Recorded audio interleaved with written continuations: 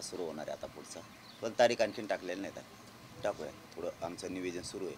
त्या नियोजन झाल्याच्या नंतर आम्ही ठरवणार.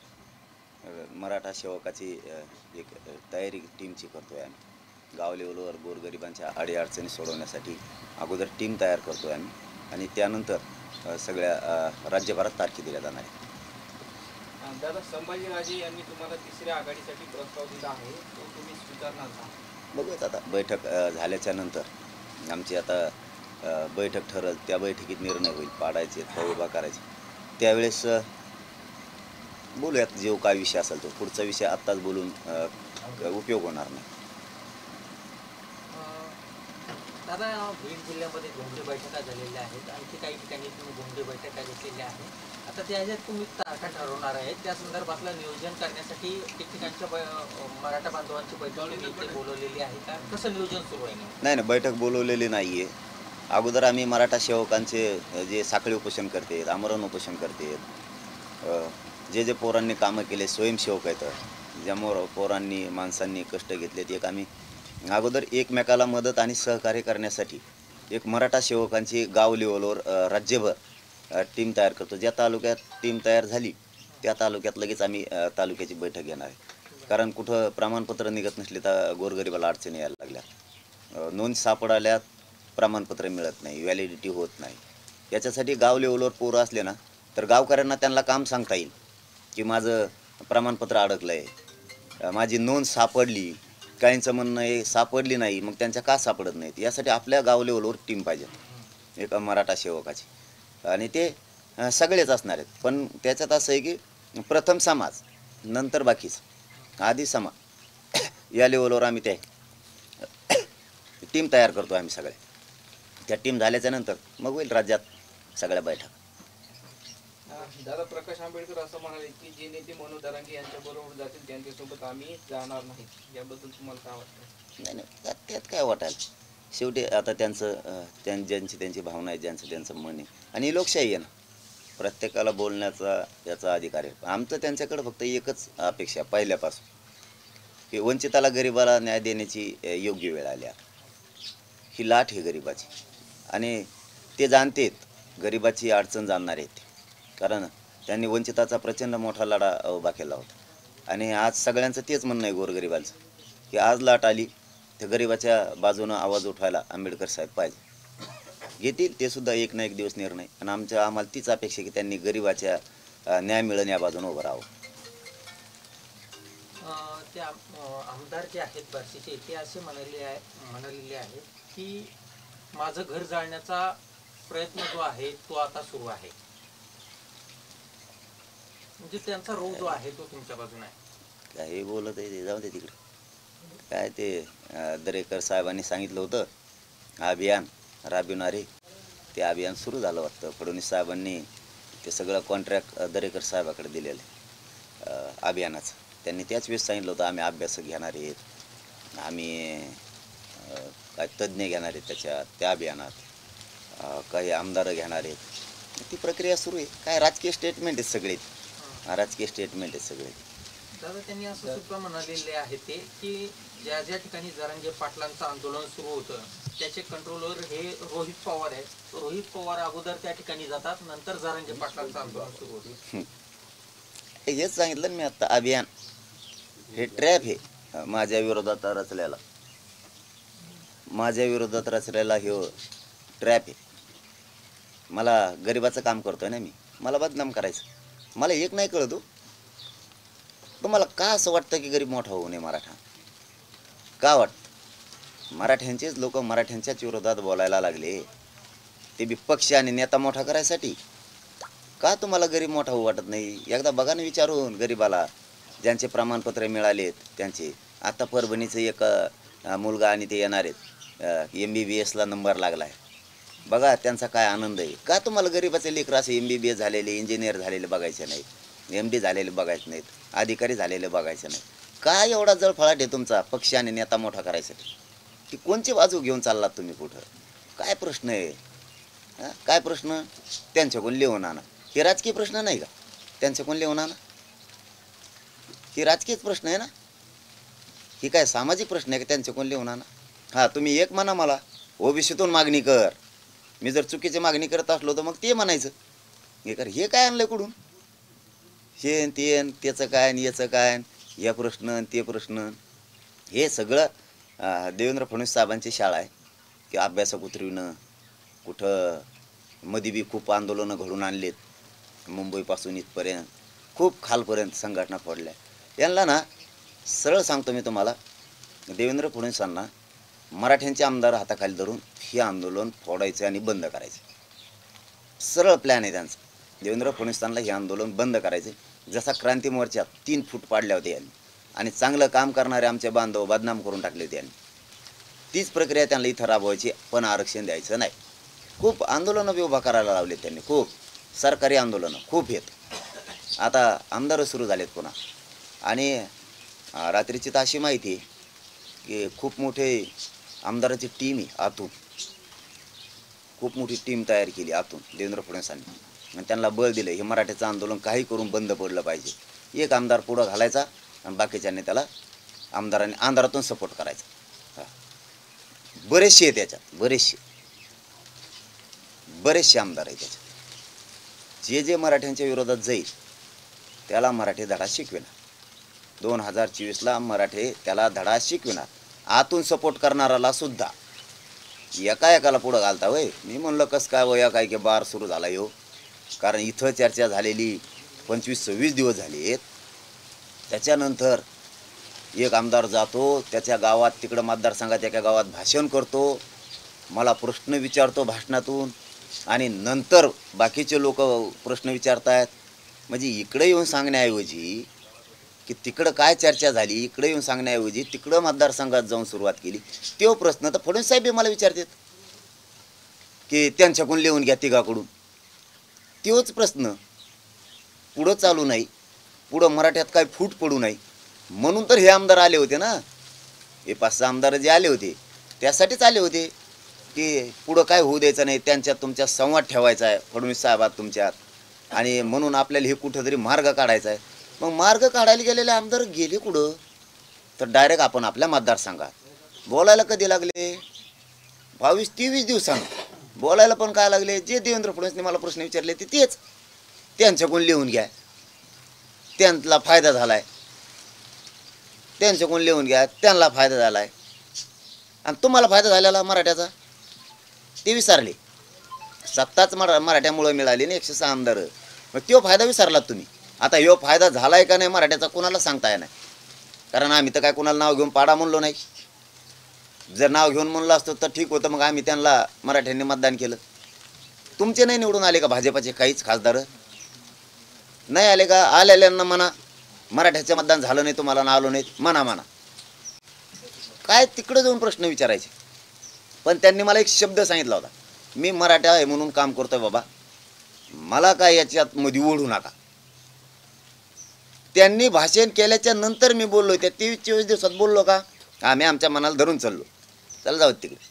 मध्यस्थी करायला आलते ना, ते म्हणले मला याच्यात मध्ये ओढू नका, जाऊ दे आपण नाही नाव घ्यायचं. प्रयत्न केले असते, बहुतेक त्यांना फडणवीस साहेबांनी साथ दिली नसेल म्हणून ते तिकून तिकडंच आपण आपल्या मतदारसंघात गेले. याला जाऊन काय सांगावं म्हणून मला हे आम्ही समजून घेतलंय. महाराष्ट्रातला मराठा समाजाने सुद्धा हे समजून घ्या की त्यांचं म्हणणं असं होतं की आम्ही फक्त आणि फक्त मराठा म्हणून आलो, आणि ते मीडियात आलेलं इथंच, ही जागा आहे ती बसलेली, आणि आम्हाला फक्त मध्ये घेऊ नका. ठीक आहे म्हणलं, तुम्ही करा प्रयत्न. मला काय राजकारणात जायचं नाही, मी स्पष्ट शब्द वापरला होता, मला राजकारणात जायचं नाही. उगाच आम्हाला डाग लावू नका, ह्या आघाडीचा आहे त्या आघाडीचा आहे ह्या युतीचा आहे. तुम्ही जाण त्या तुमच्या फडणवीस साहेबाला समजून सांगा, आमचं आरक्षण आमच्या मागण्या ठरल्याप्रमाणे द्या, तुमचं राजकारण तुम्हाला लक लाव, मला राजकारणाचं समाजाला देणं घेणं नाही. मग बहुतेक रिस्पॉन्स दिला नसेल आमच्या मागण्याला ते घेऊन गेलेल्या, म्हणून ते त्यांच्या मतदारसंघात गेले. आम्ही तो विषय सोडून दिला. पण त्यांनी एका गावात भाषण केलं आणि त्या गावात हे प्रश्न विचारले की मला 1400 कोटी निधी दिला, मग भाजप काय कमी आहे का, मग आता तेच पाडायचे का, परत ते जरांगे पाटलांनी त्यांच्याकडून लिहून घ्यावा, किती दिवस आता वैर करायचं आम्ही, हे प्रश्न त्यांनी भाषणातून विचारले. आता वैर काय आजपासून आहेत का, ते पिढ्याना पार आहेत. आणि मला एखादी गोष्ट समाजाला द्यायची म्हणल्यावर मला परिणामाची चिंता करून जमणार नाही, जशी तुम्ही केली नाही. तुम्ही उभा राहिलात त्यावेळेस वैर असून सुद्धा लोकांनी तुम्हाला मतदान केलं. लोकांनी तुमच्यासाठी वैर पण घेतलं ना मग समोरच्याचं वैर सर. कारण लोकांचं मत होतं ह्योच निवडून आला पाहिजे, म्हणजे ते पूर्वीचं काय वैर आहे ते कमी होईल. तसंच आता मी तरी माझ्या समाजाला ओबीसीतूनच आरक्षण पाहिजे म्हणल्यावर मी तरी काय करू? पुढचे परिणाम मला अंगावर घ्यावंच लागणार आहेत. जसं तुम्ही पूर्वीचे वैर अंगावर घेतले तसंच तुमचं जसं तुम्हाला तोलितं तसं मला तोला ना. मी समाजासाठी मागणी करतोय म्हणल्यावर कुणीतरी विरोध करणारच आहे. मला विरोधाचा परिणामाची चिंता करून जमणारच नाही. जसे तुम्ही परिणामाची चिंता केली नाही, समोरची बलाढ्य पार्टी असून काय दादागिरी करणारे असून तुम्ही उभा राहिलात, तुम्ही परिणामाची चिंताच नाही ना केली. जे होईल ते होईल. आणि लोकांनी तेच मनात घेतलं, मग जे होईल ते होईल भाऊ आपल्या माणसासाठी, म्हणून तर तुम्हाला निवडून दिलं ना लोकांनी. मग काय लोकांनी तुम्हाला मतदान केल्यामुळं त्यांचं बी वैरच झालं असेल ना. कोणाच्या तरी माझी आमदार संघ व्हायना किंवा आजी आमदार संघ व्हायना. बरं तुम्हाला मतदान नाही केलं म्हणून लोक दुसऱ्याला करायला लागलेत. तुमचं व्हायना वैरच घ्यायची वेळ आली ना लोकाला. मार खायला लागले लोक तुमचे. मग तुम्ही जे आम्हाला विचारताय वैर, मग ज्या लोकांनी तुम्हाला सोडून मतदान केलंय त्या लोकांना तुम्ही हाणायला लागलात. तुम्ही काय वैरच घेतलं ना मग गरिबासंघ बी हाणायलाच लागले ना. दुसऱ्यांसाठी वेगळा न्याय, स्वतःसाठी वेगळा न्याय, ही कोणची पद्धत राबवायला लागलात? आणि मी कोण लिहून आणणारा? माझं मग काम आहे, जो सरपंच असेल त्यालाच गावाचे कामं सांगणं. माझी सरपंचाला नाही सांगितले जात. लोकशाहीत आंदोलन करण्याचा अधिकार आहे, तसाच लोकांना उभा करायचा बी अधिकार असेल ना. तुम्हाला पक्षाकडून बोलावं वाटतं, मला माझ्या समाजाकडून बोलावं वाटतं ना. तुम्ही प्रश्न विचारायला 23-24 दिवसानंतर तुमच्या तिकडे येऊन आणि जे फडणवीस साहेबांनी विचारले तेच, मग याच्यात सरळ कळतंय तुम्ही राजकीय निवडणुकीसाठी बोलायला लागला. उभा राहिल्यावर पडन, पळल्यावर उभा राहीन, काय जे असेल ते येईन, ह्यो जाईल. तुम्ही असं कुठं म्हणालात की माझ्या समाजासाठी मी हे करायलो? आणि मी कुठं अगोदर भाषा वापरली? पाठ रक्ताची व्हायची, ते हातन ते आणि तुकडे तुकडे करणारे, मग सैन्यातच होतं कोण काय नव्हते असं. मग सगळे वारच झाले, मह रक्त सांडलं, मागून बघा कसं फाटलंय मह, ते हातन ते हे, आणि तोडीतो आणि तुकडे करतो आणि शिक्षा भोगावं लागन मला. ही भाषा आहे का मग? आम्हाला म्हणायचं याला शा देतो त्याला शा देतो. का दे मुख्यमंत्र्याला शा दिल्या, मुख्यमंत्र्याला शा दिल्या. अरे फडणवीसचं नाव घे ना सरळ. मी त्याच्यासाठी मरमर करतोय म्हणून. आम्ही 10-15 आमदार मराठ्याची एकत्र आलो बा अंधारातून. मला एकट्याला पुढं केलंय बळीचा बाकरा. सगळे घरात बसून मजा बघत आहेत मराठ्याचे बाकीचे आमदार, फक्त मग अंधारातून सपोर्ट केलाय. कोण भाषा वापरित आहे? आणि म्हणा मी अर्ज देणार आणि माझ्या जीवाला धोका आहे आणि गोळ्या घालणारे आणि मी आणि घर पेटून देणारे, असले चिल्लर धंदेच करत नाही मी. दुसऱ्याला बोललं ना, बोलताना विचार करायचा. दुसऱ्याला बी हलक्यात नाही घ्यायचं एवढं. हो, असेल तुमची दादागिरी तिथं, मराठ्यांवरती दादागिरी नाही करायची. हो, त्या भानगडीत नाही पडायचं आपल्या संग. आणि मला तोडून टाकणार येईन, कुठं मारून टाकणार येईन, मग घर पेटून देणार येईन. हां, बोललं कोण आधी? मी. आधी कोण बोललं? मी. ही सुसंस्कृत महाराष्ट्राची भाषा आहे का? ही लोकशाहीची भाषा आहे का? प्रश्न विचारायचा अधिकार प्रत्येकाला आहे. विचारल्यावर उत्तर शांततेत द्यावा. आणि मग आम्ही शांततेत पाठलो होतो ना तिकडं आल्यावर गप्प बसायचं ना. तिकडं जाऊन भाषण करायची काय गरज होती का? प्रश्न विचारायचे आम्हाला, चुकच तुम्ही करायची. आणि बोलल्यावर आमच्यावर ढकलायचं, मग घर जाळणारे आणि मला गोळ्या घालणारे बोलायचं. आणि आम्ही असे बोलत नाहीत, सरळ उत्तरं दिले पाहिजेत, स्पष्टीकरण दिलं पाहिजे. असं नाही बोलायला पाहिजे. घर जाळीन, डोळ्यात पाणी आणील, आमच्या लेकराला गोळ्या घालीन असं म्हणतोय मी असं म्हणतोय, असं त्यो म्हणतो. अरे काय यार. आणि हे लोकशाहीला शोभतं का ते म्हणतोय. आणि ते आधीचं तुमचं गेलं की सुरू. छाताडा बुडू सुरू होतं ते असं एक घन घ्यायला पाहिजे होतं हातात, घन. ते काय मग आता शेवटी अरे पागलपणा आहे का? माणसाने बोलताना चूक तुम्हीच करायची आणि ढकलायचं आमच्या. बोलले तेच बोलले ना. इकडे यायचं तर नीट यायचं, नाही तर शिक्षा भोगावं लागन. आम्ही बी सैन्यात होतो पहिल्यांदा कवा तरी. आम्ही सोपे नाहीत.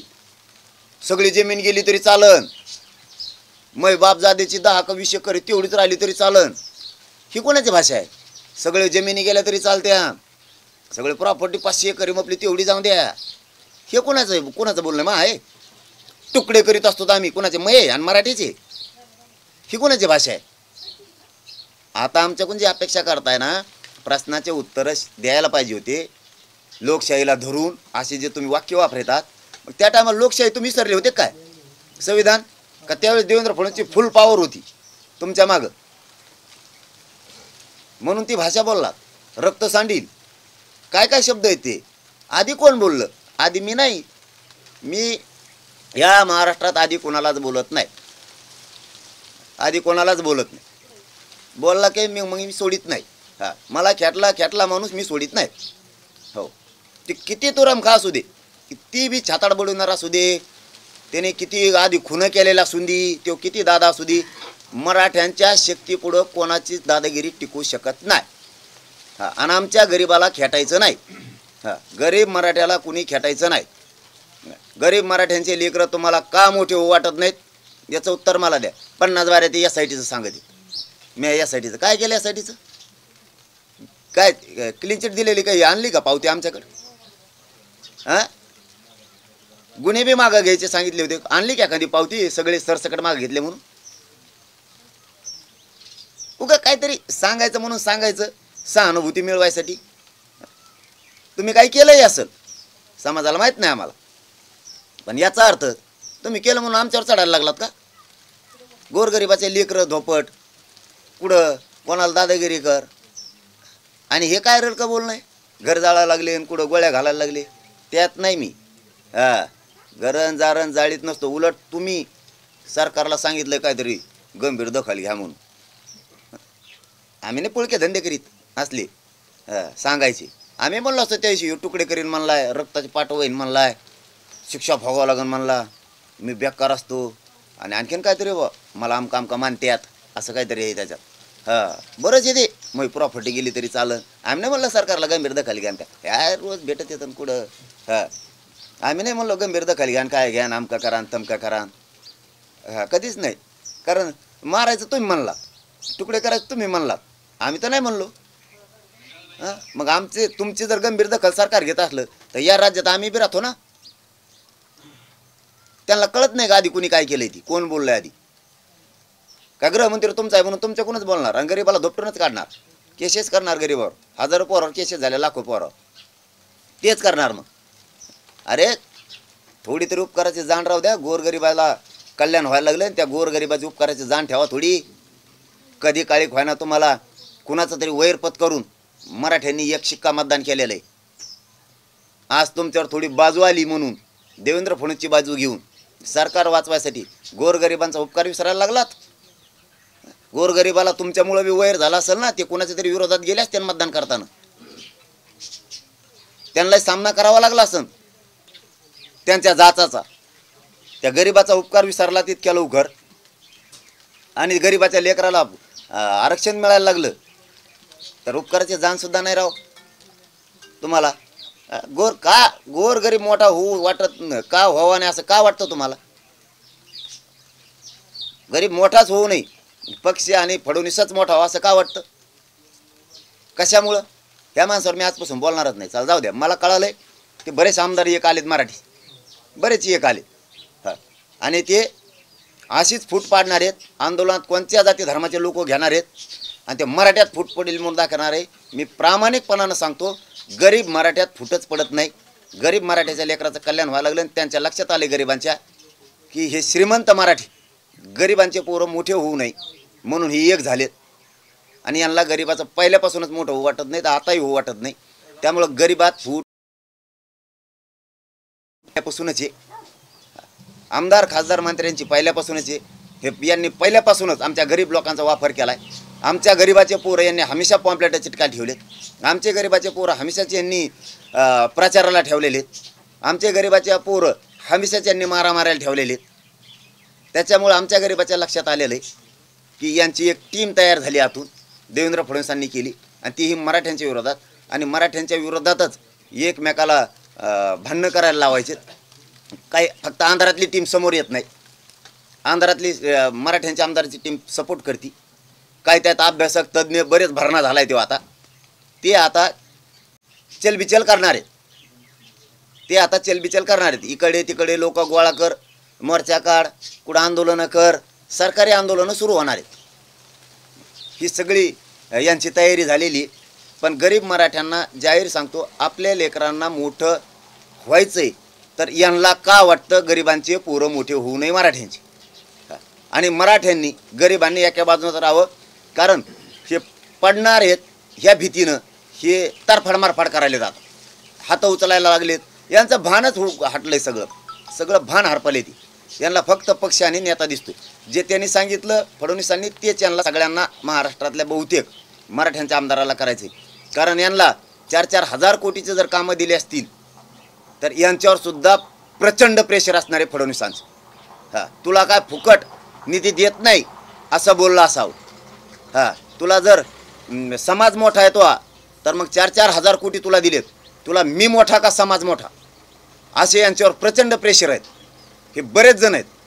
जो मराठ्यांचा आमदारमध्ये भाजपाचा आंदोलनाच्या माझ्या विरोधात बोलणार नाही त्याला भीती दाखवणार, तुला मध्ये टाकी. तू मध्ये जाणार होता पण तुला मी जाऊ दिलं नाही मध्ये जेलमध्ये, तुला आमच्यात घेतलंय आणि जाऊ दिलं नाही. पुन्हा जर तू बोलला नाही माझ्या आणि समाजाच्या आंदोलनाच्या विरोधात तर तू मध्ये जाशील. त्याच्यामुळे यांना नाविलाजाने बऱ्याच जणाला बोलायचं आहे. आता बऱ्याच जणाला बोलायचं, कारण साहजिक कळतं ज्या माणसाला 4-4 हजार कोटीचा निधी दिलाय त्याला त्याच्याच बाजूनं बोलावं लागणार आहे. निधी देणाऱ्याच्या बाजूनं, गरीब मराठ्यांच्या बाजूनं तो बोलूच शकत नाही. हे सरळ चित्र आहे. म्हणून काहीतरी आपलं प्रश्न विचारायचे म्हणून विचारायचे आणि मोकळं व्हायचं. प्रश्न जर मराठ्यांच्या आंदोलनाच्या विरोधात असते, आमची भूमिका मराठा आरक्षणाच्या विरोधात असते तर मग ठीक होतं. आम्ही चुकीची मागणी करतोय मग ठीक होतं. मराठ्यांना ओबीसीतून आरक्षण द्या, काय चुकीची मागणी आहे? हैदराबादचं, सातारा संस्थांचं, बॉम्बे गव्हर्नमेंटचं गॅजेट लावा, काय चुकीची मागणी? ही चुकीची मागणी आहे. सरसकट केसेस मागं घ्या, गोरगरीब मराठ्यांच्या पोरावर केसेस झाल्यात, ही काय चुकीची मागणी आहे? 83 क्रमांकाला मराठा आणि कुणबी एकच आहे, ही पहिल्या दिवसापासूनची मागणी आहे. ही काय चुकीची आहे? सगळ्या सोयऱ्यांना आरक्षण द्या, त्याची अंमलबजावणी करा, काय चुकीची मागणी आहे?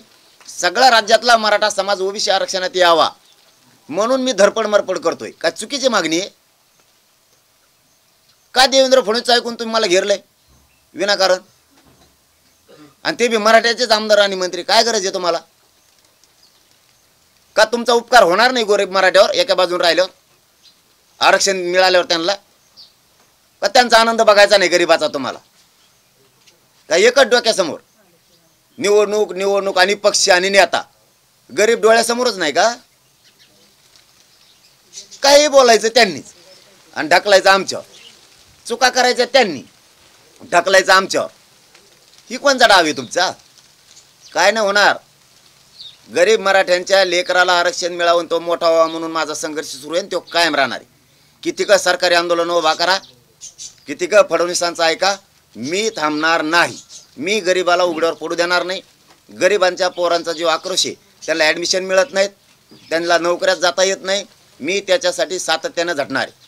आणि ओबीसीतून कुणबी आरक्षण मिळाल्याच्या नंतर राज्यापासून केंद्रापर्यंत ते आरक्षण आहे, राज्यापासून केंद्रापर्यंत माझ्या गरीब मराठ्यांचं कल्याण होणार आहे. आणि मी शेतकऱ्याचाही मुद्दा सोडणार नाही. यांचा सगळ्यात मोठा तरफडा तिथं झालेला आहे की ते मी शेतकऱ्यांचा विषय घेतला आणि यांना वाटायला लागले हे पोरग सगळेच विषय घ्यायला लागले, तर शेतकऱ्याचेही घ्यायला लागले. त्यामुळं कर्जमाफी, त्याच्यामुळं नुकसान भरपाई ताबडतोब द्यावाची वेळ यायला लागली. मी धनगर मुसलमानाचं आरक्षण मागतो, त्यामुळं त्यांना ते पचत नाही. मी बऱ्याचशा जातीच्या छोट्या छोट्या मागण्या मांडतोय, ती खरा रोल यांचा हे होई. मराठ्यांना आरक्षण मागतोय. माझं सरळ म्हणणं आहे, गरीब मराठ्यांसाठी मी मेलो तरी हटू शकत नाही. आतून किती आमदार एकत्र आलेत आणि काय झालंय हे सगळ्यांना कळतं. तुम्हाला जितकं तुमच्या पक्षाचं नेत्याचं कळतं मोठं करण्याचं, तितकं मला माझ्या ज्ञानाप्रमाणे माझ्या जातीला कसं गरिबाला मोठं करायचं हे मला कळतं. उगाच गोरगरिबांना पुढं करून त्यांना मोहरा बनवू नका, बळीचा बकरा बनवू नका. आणि आम्ही त्यांना विरोधक नजरेत धरलेलं बी नाही. फक्त देवेंद्र फडणवीसांची बाजू घेणारा कुठलाही आमदार असू द्या, मराठ्यांच्या विरोधात गेला मग तो विरोधी पक्षाचा बी असू द्या, मराठा आंदोलनाच्या आरक्षणाच्या विरोधात गेला की ती निवडणुकीत गेला. माझ्या गरीबाला जो देणार नाही न्याय त्याला मी सोडणार नाही. आणि ते नवीन काही डाव काढू नका. सरकारचा जो आता नुकसान भरपाईचा निधी दिला जाणारी त्याच्यात काही नवीन डाव काढू नका की जनावरं ज्यांचे वाहून गेलेत, शेळ्या बकऱ्या ज्यांच्या वाहून गेल्यात, कुणाचं काही साहित्य वाहून गेले त्याचं पोस्टमार्टम द्या. वाहून गेल्या जनावराचं पोस्टमार्टम असतं का? कोणी शिकेलं तुम्हाला धंदे? परभणी हिंगोलीतून फोन होते की जनावरं वाहून गेलेले त्यांचे पोस्टमार्टम द्या म्हणतात. वाहून गेलेल्या जनावराचं पोस्टमार्टम कसं काय करायचं? ही कोणचा निकष आहे? मग तुम्हाला आणखीनच चेष्टाच करायची का शेतकऱ्याची? लय मोठा पाऊस झालाय म्हणून मोसंबीच्या सगळ्या पिकाची गळती व्हायला लागली राज्यभरात. तुम्हाला ती भरपाई नाही द्यायची का? तिकडं नाशिक पट्ट्याकडं इकडं तिकडं ते द्राक्षाचे त्या शेतीच्या खूप नुकसानी झाल्या. काय सांगता राव? जनावरं गेले मेले ते आता त्या वेदनेवर मलम लावण्याऐवजी तुम्ही त्याला कापून त्याच्यावर म्हणजे मीठ टाकायलात का, चटणी टाकायला? म्हणजे तुम्हाला शेतकऱ्याच्या भावनेची कदरच नाही. तुम्ही त्यांचे किती गेले गावकऱ्याला विचारा, तुम्हाला नाही सांगणाऱ्यावर भरोसा नाही ना तुम्हाला. गावकऱ्याला विचारा खरेच याची जनावरं किती होती. गावकरी सांगतील वाहून गेलेत तर. त्यांनी नाही पंचनामे केले, काहींना मेल्याच्या नंतर ते उचलून बाजूला नेऊन टाकून दिलेत, नाही पोस्टमार्टम केलं. कारण तुमचे नवीन नवीन नियम लोकाला काय माहिती आहेत? पोस्टमार्टम केल्याशिवाय देत नाहीत म्हणून तुम्ही लोकांनी तुमच्यासाठी पोस्टमार्टम बी केले असते. काय करताना आता करावंच लागेल. तुम्ही जसा सत्ता तुमच्या हातात आली तुम्ही जसं वागविता तसं वागावचं लागणार आहे लोकाला. त्याला काय नाईलाज आहे ना आता. तुम्ही त्यांची नुकसान झाली, शेतकऱ्यांनी सांगितलं ती 100% भरपाई द्या. तुम्ही तळतळू नका. आणि उगाच फडणवीस साहेब मराठ्यांच्या विरोधात तुमच्या आमदाराला षडयंत्र करायला लावू नका. तुमच्या हातातून संधी गेलेली नाही. तुम्ही आम्हाला छेडू नका विनाकारण. तुम्ही ज्याला 1000 कोटी 4,000 कोटी 5,000 कोटी 500 कोटी निधी देत आहे ना, हे लोक तुमच्या ऐकण्याच्या पुढं नाहीत. इथं 7,000 उपकार केला ना, एकमेकाला जर तांब्या भरून पाणी दिलं ना गावखेड्यात तरी लोक उपकार धरतेत. मग तुम्ही जर इतकं दिलं म्हणल्यावर की तुमच्या शब्दाच्या पुढं कोणीच नाही आहेत. तुम्ही जाणून बुजून तुमचे भाजपाचे आमदार आणि तुमच्या प्रणित आमदार मराठ्यांच्या विरोधात घालू नका. तुम्हाला शेवटचं सांगतो मी, तुम्ही विरोधात घालू नका. मराठे तुमचे शत्रू नाहीत, विरोधक नाहीत. आमचं आरक्षण द्या. तुम्ही नाही दिलं आम्ही हटवू शकत नाही. हटवू शकत नाही म्हणजे नाही. दादा तुम्ही शेतकऱ्यांसाठी लढा उभा केलाय, मात्र येवल्यामध्ये भुजबळांनी टीका केली की हा कधीपासून शेतकरी तज्ञ झाला असं म्हणत तुमची खिल्ली उडवली. त्याला काय काम राहिलं बरं आता? खिल्ली उडवण्याच्या पलीकडे काय राहिलं मला सांगा. त्याला ते किल्ल्यात उडून द्या ना तेवढ्या. त्याच्या चाव्या तर सगळ्या फडणवीस साहेबाच्या हातात आहेत. तेवढी खिल्ली त्याच्याकडे, ती किल्ली गेली म्हणू द्या. ते 50,000 येऊ दे, मला काय करायचं नाही. 50 लाखांनी येऊ दे. महाराष्ट्रातलं अख्खं मतदारसंघ ते उभं राहून त्याला काही करू दे. वेळेवर बघू ना. आता काय ताण घ्यायचं ते वेळेवर बघू ना. काय करायचं काय नाही ते वेळेवर बघू. पण मी तज्ज्ञ हाई नाही, खिल्ल्या उडव काय उडव त्याचं तेच फस्तच चाललं आहे. फडणवीस साहेबांचं ऐकून माझ्या विरोधात बोलतोय. फडणवीस साहेबांनी तो एक मोरा उभा केलेला. हां, माझ्या विरोधात मोठा मुकादम ती सगळ्याच. हे बारकोले मुकादम आहेत. टोळी मुकादम, बैलगाडा बुळबुळ गाडीचे मुकादम काही येतं, काही टायराचे मुकादम आहेत. बुळबुळ गाड्याचे मुकादम जास्त आहेत. ती मेन आहे. ठोकळा त्यो मेन आहे. आता मी येडा आहे ना, तज्ज्ञ नाही ना. 309 कोटी व्हायला शेतकऱ्यांसाठी मंजूर करू लागलो, गरिबांसाठी. आणखी मी वाढीव देऊ कृषी मंत्र्यांनी सांगितले त्या दिवशी. कमी पडले तर वाढू.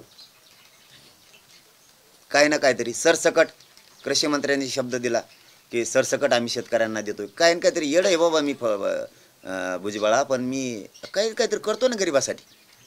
तज्ज्ञच असावं असं काही का? तज्ज्ञ सगळे तुम्ही फोडीता. हां, तज्ज्ञ दरेकर साहेबांच्या अभियानात आमच्या आरक्षणाचे तज्ज्ञ ते अभियानात आहेत, ट्रॅप रचलाय माझ्यावर, आमदार तज्ज्ञ बरेचसे तिकडे आहेत, ते वेगळं वेगळं काम करतात ना माझ्या विरोधात. मी आपलं करतोय गोरगरिबाला देण्यासाठी, काय नाही काहीतरी करतोय. त्याला आता उडू द्या किल्ल्यात, त्याला काम काम काही नाही बाबा, काम तर पाहिजे ना, काम तर पाहिजे ना काहीतरी. आता बार्शीमध्ये काही मराठा आंदोलकांनी जे आंदोलन सुरू केलेलं आहे तो सुद्धा असा तुमच्या विरोधातला डाव वाटतो का तुम्हाला? त्यांनी तुम्हाला 11 प्रश्न विचारले होते आणि जर तुम्ही 11 प्रश्नांची उत्तरे दिली नाही तर तुमच्या विरोधात ते आंदोलन करणार होते. त्यांनी सुरू केलं आंदोलन. मग लोकशाहीत तर सगळ्याला अधिकार आहे आंदोलन करण्याचा. त्यांना काय करायचं ते करू द्या ना, मी त्यांना काय म्हणलोच नाही. काय आहे, हे सगळं आपले लोक आपल्या प्रश्नाचा विचार केला पाहिजे. आपल्या लोकांना आपण राजकीय विचार नाही करायचा, कोण पडन आणि कोण निवडून येईल ह्यो विचार गरीब मराठ्यांनी आपण नाही करायचा. कोण पडन कोण निवडून येईल हे आपण विचार गरिबांनी करायचा नाही. आपल्याला देणं घेणं नाही. आपलं लेकरू हरणार हे का हे आपण बघायचं आधी. आपलं लेकरू ज्यासाठी आपण आंदोलन उभा केले, आपलं लेकरू हरलं नाही पाहिजे मराठ्याचं. त्याला आरक्षणासाठी लढाई उभा राहिली ना, ते प्रश्न विचारणं गरजेचं आहे. ते प्रश्न विचारणं गरजेचं आहे की मराठ्यांना ओबीसीतून आरक्षण पाहिजे, ते पाहिजे. आता का प्रमाणपत्र थांबवलेत ते प्रश्न विचारायला पाहिजे सरकार. का थांबवलेत? रेकॉर्ड शोधायचा का बंद केला? व्हॅलिडिटी द्यायची का थांबवली? हैदराबादचं, सातारा संस्थांचं, बॉम्बे गव्हर्नमेंटचं गॅजेट का लावत नाहीत? याच्यासाठी आपण प्रश्न विचारले पाहिजे. आपण प्रश्न विचारले यासाठी पाहिजे. कोण निवडून येणार आहे, कोण पडणार आहे, आणि कोणाचं लेखी द्या आणि कोणाचं लेखी घ्या, हे आपलं गरिबाचं कामच नाही. आपलं कामच नाही. महाविकास आघाडी पडून दी, नाही तर महायुती पडून दी. आणि कोणत्याच मतदारसंघात मराठ्यांनी सांगितलेलं नाही की याला पाडा आणि याला निवडणार. पण जाऊ द्या ना, कुणी पडून द्या, कुणी निवडून देऊन द्या ना, आपल्या समाजासाठी आपण लढू, ही भूमिका असली पाहिजे सगळ्या गरीब मराठ्यांची. आपली श्रीमंत मराठ्यांना याचा तोलूच नका. हे श्रीमंत मराठे कोणाचा वापर करून घेते? माझा करून घेते, उद्या त्यांचा करून घेते, आणि उद्या त्याला सोडून दिल्यावर मग चुका दुरुस्त करतो ना आपण की हो राव चुकलंच ते, त्यांनी सांगितलं म्हणून केलं, मी म्हणून यांनी सांगितलं म्हणून केलं, ते म्हणते त्यांनी. ही ढकला ढकल्यापेक्षा आपण गरीब एका बाजूना राहू, आपले प्रश्न आपणच सोडू ना. कोणत्या आंदोलनाला माझा कधी विरोध नाही, कोण करतंय त्यालाही नाही.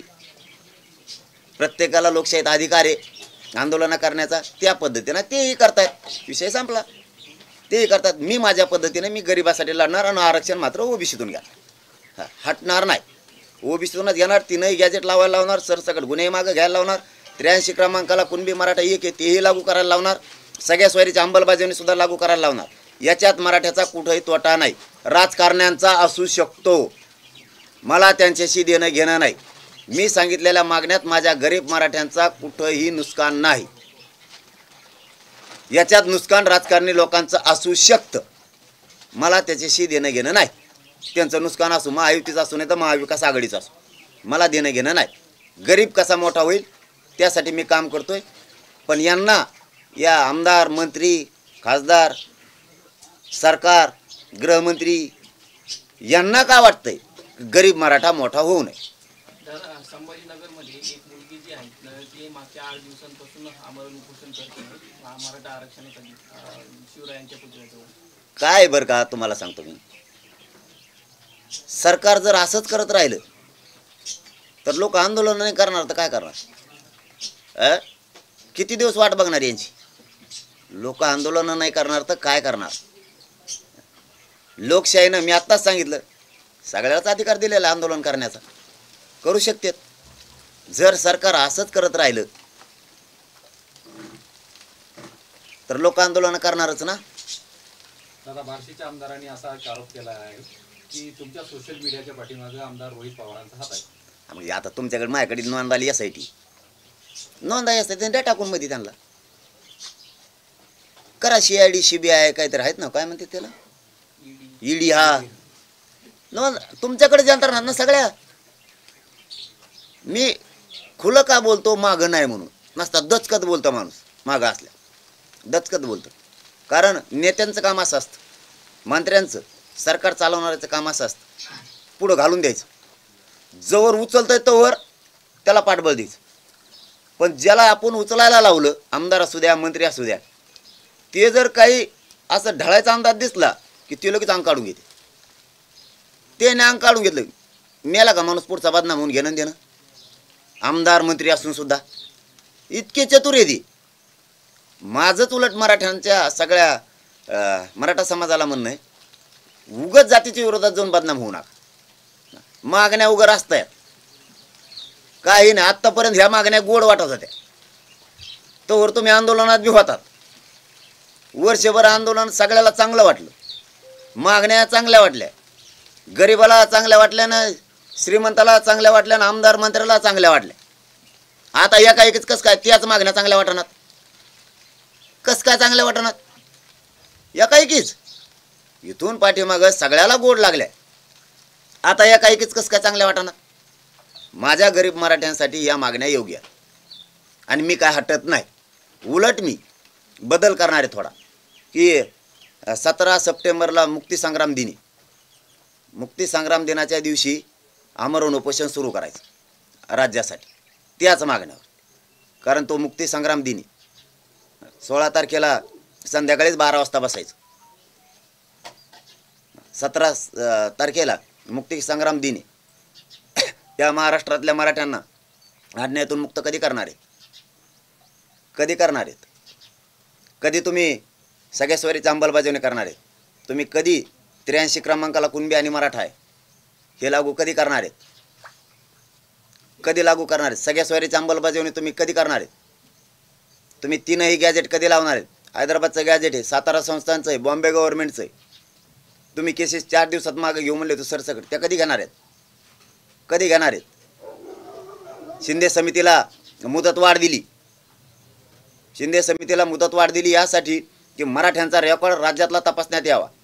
2 महिने झाले मुदतवाढ दिलेली, समिती काम करत नाहीये. आमच्या नोंदी कधी सापडणार आहेत? आमचे कुणबीच्या नोंदी सापडल्या, ते प्रमाणपत्र द्यायचे थांबवलेत. कक्ष होते प्रत्येक कार्यालयासमोर, ते कक्ष का बंद केले? व्हॅलिडिटी काढायसाठी इतका 6-6, 4-4 महिन्याचा विलंब का अधिकारी करायला लागले? काय कारण आहे त्याची? EWS कशामुळे रद्द केलं? 3 ऑप्शन ठेवा. मी आज नाही सांगत आहे, 3 महिन्यापासून सांगतोय. कुणबीचा OBCचा पण ठेवा, ECBCचा पण ठेवा आणि EWSचा पण ठेवा. 3 पैकी एक कोणचं घे आणि 3ला 6 महिन्याची व्हॅलिडिटीची मुदत वाढ द्या. कोणचं एक घेईल, 3 घेता येणार नाहीत. कारण समाज खूप होरपळला आहे माझा. तुम्हाला काय होतंय? तुम्हाला काही होत नाही. तुम्ही जे कमवायचं ते कमवून बसलात. तुम्हाला जे व्हायचंय ते तुम्ही होऊन बसलात गोरगरीब मराठ्यांच्या जीवावर. माझ्या गरीब मराठ्यांचं काय?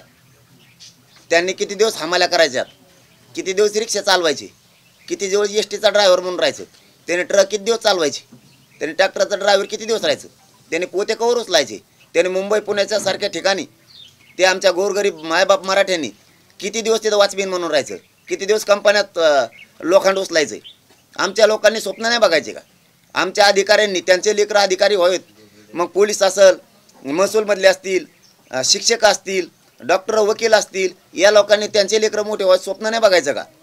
व्यावसायिक मराठा आमचे छोटे छोटे दुकानं टाकते शहराच्या ठिकाणी, हातगाडे हॉटेलं चालवितात. त्यांच्या पोरांनी स्वप्न नाही बघायचे का? का त्या आईबापाने स्वप्न नाही बघायचे अधिकारी व्हायचे? कशामुळे आमचा रेकॉर्ड जळतोय?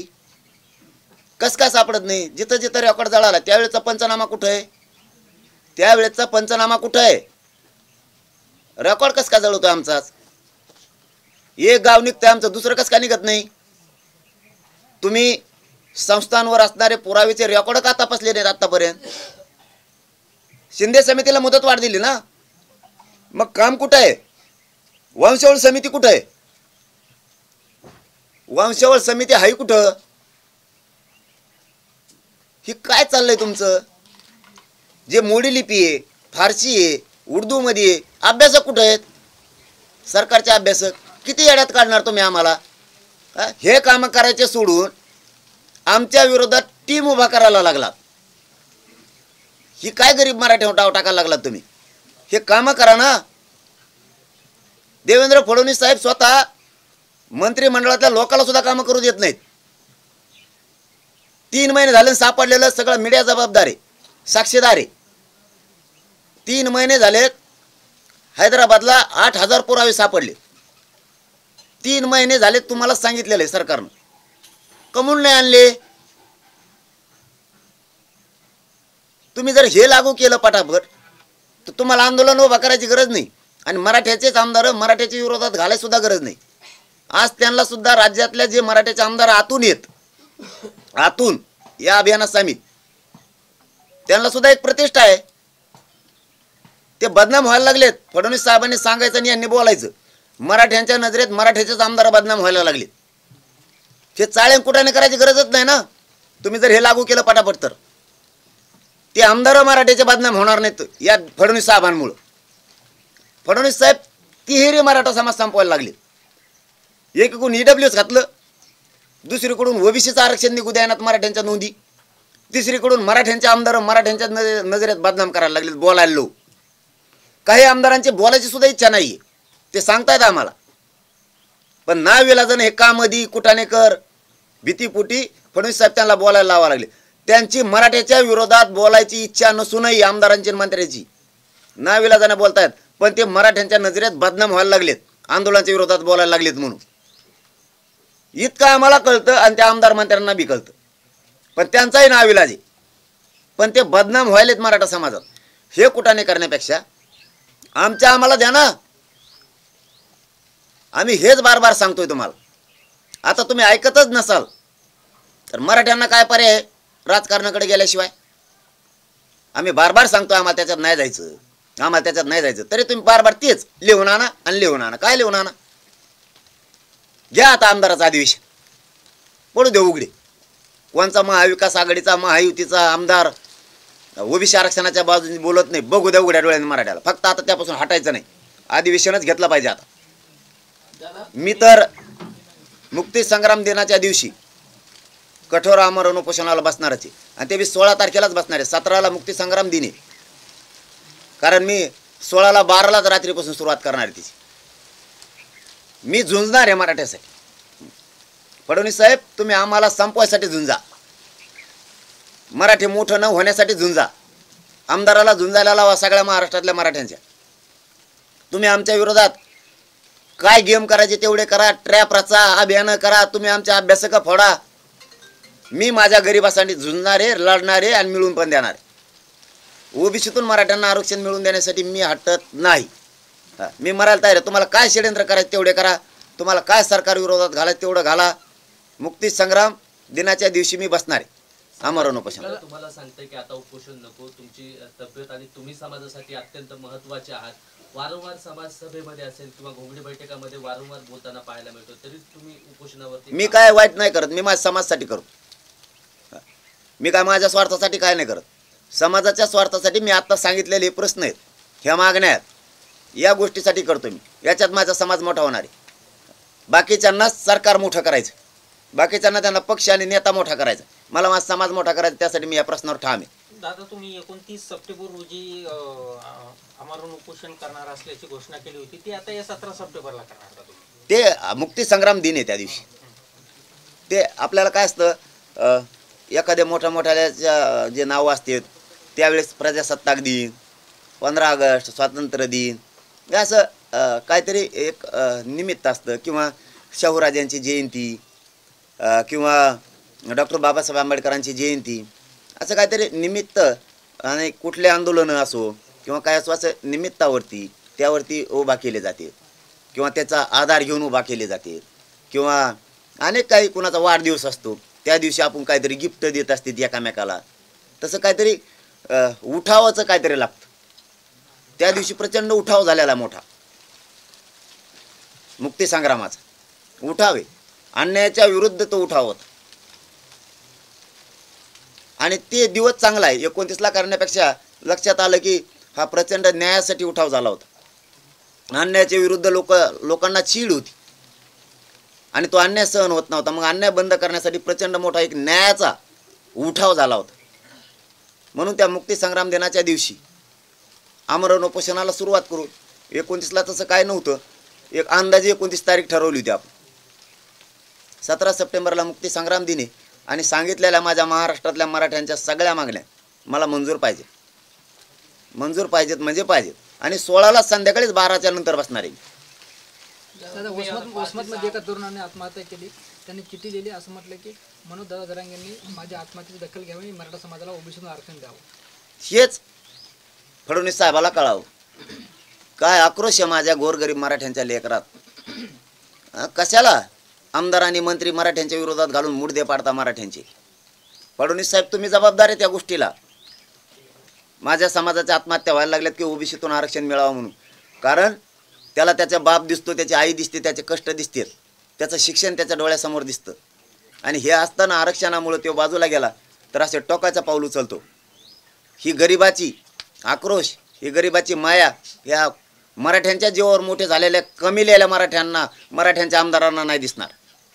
यांना फक्त त्यांची प्रॉपर्टी वाचवायची, त्यांचा पक्ष आणि नेता वाचवायचा. गरीब मराठी यांना वाचवायचे नाही तर मराठ्यांनी समजून घ्या.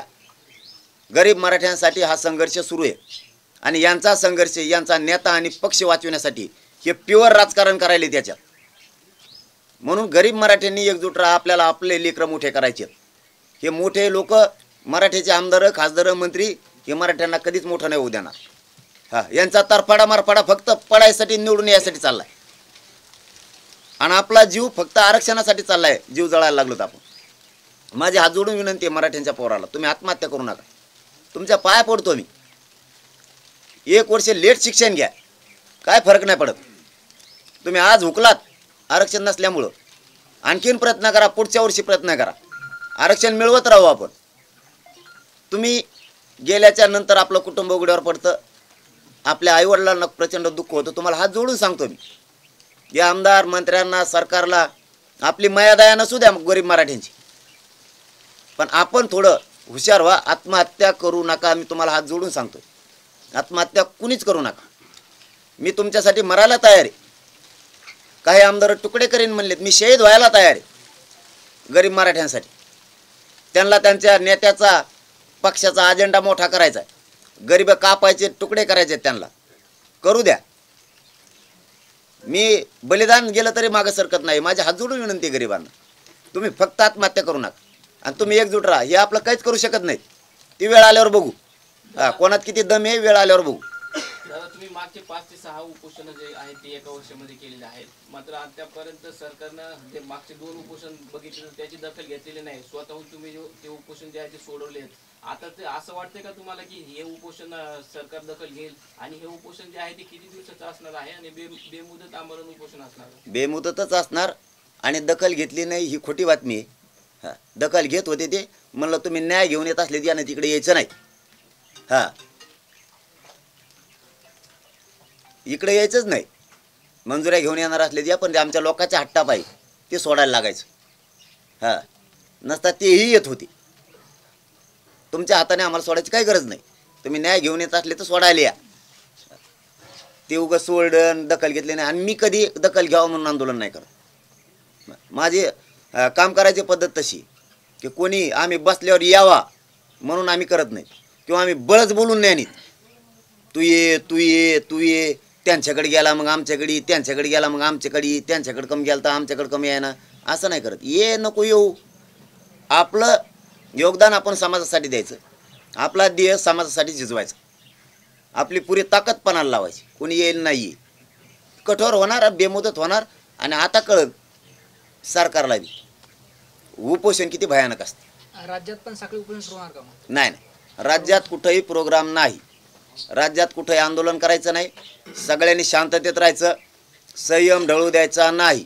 ही आमदार मंत्री ही उचकीत असतात. हे उचकीत असतात, कुणी उचकायचं नाही. शांत राहायचं. हे नाही का मागं यांच्या घरं हेच पेटीत होती. यांचेच एकामेकाची जिरीत येत आणि आपल्या गरिबाच्या पोरावर आणतात. संयम धरा तुम्ही. मी आहे. कोणाकोणाचं काय कसं आहे मला चांगलं माहिती. फक्त वेळ येऊ द्या. मराठा समाजाने धीर धरून शांततेत राहा. शांततेच्या आंदोलनामुळेच मराठ्यांना आत्तापर्यंत इतकं मिळालेलं आहे. खूप मिळालेलं आहे. आणखीन राहिलेलंही मिळू. फक्त तुम्ही शांतता राहा आणि एकजूट राहा. राज्यात कुठंही आमरण उपोषणाला बसू नका. साखळी उपोषणं करू नका. राज्यात कुठंही प्रोग्राम नाही. फक्त आणि फक्त आंतरवालीत 16 तारखेला संध्याकाळी 12ला मी बसणार. 17 तारखेला मुक्तीसंग्राम दिनी राज्यातल्या मराठ्यांना सरसकट आरक्षण मिळावं. ज्या आपल्या सरकारला दिलेल्या मूळ मागण्या आहेत त्या 8-9 मागण्यावरती आपण आजही ठाम आहेत, उद्याही ठाम राहणार आहेत. त्याच्यात ना बदललोत ना बदलणार आहेत. ना आधी याची मागणी होती नंतर त्याची होती, काहीही नाही. पहिल्यापासूनच 83 क्रमांकाची मागणी आहे मराठा आणि कुणबी एकीची. पहिल्यापासूनच सगळ्या सोयऱ्यांची आहे, 3ही गॅजेटची आहे, समितीची पण आहे. सगळं काय ते सुरळीत आता लावायचं काम इथून पुढं आपण करायचं. आपला सगळा मराठा समाजाने एकच ध्येय आणि फोकस ठेवा, मराठा आरक्षण ओबीसीतून घ्यायचं आणि आपण सरळ राहायचं. आता आजूबाजूने कोण कोण काय ट्रॅप रचित आहे, कोण काय करतं आहे याच्याकडं दुर्लक्ष, कारण त्यांना येत नाही झोप. देवेंद्र फडणवीसची उडली झोप, त्यांनी उडली आमदाराची सगळ्या झोप. आता कुणी कुंकडं बरळत आहे, त्यांनी प्रचंड ट्रॅप रचलाय मोठा. मग त्यात काही अभ्यासक, काही तज्ज्ञ, काही संघटनाचे लोक, काही समन्वयक, काहीच समन्वयक यांनी आत्तापर्यंत आंदोलनात फुटा पाडल्यात. धनगरांच्या पाडल्या, क्रांती मोर्चात पाडल्या, यशस्वी झाल्या. आपल्या आंदोलनात यांना यशस्वी व्हायचं होतं, आपण होऊन दिलेलं नाही. गरीब मराठ्यांच्या ताकदीपुढं सरकारची ताकद पुरत नाही. फक्त तुम्ही संयमानं राहा. आंदोलन अंतर्वालीतच होणार एका जाग्यावरती. सगळे शांत राहा. काम नसले तर या भेटायला, काम असेल तर कोणीही काम बुडवून येऊ नका. मी तुमच्यासाठी लढायला खंबीर आहे. धन्यवाद.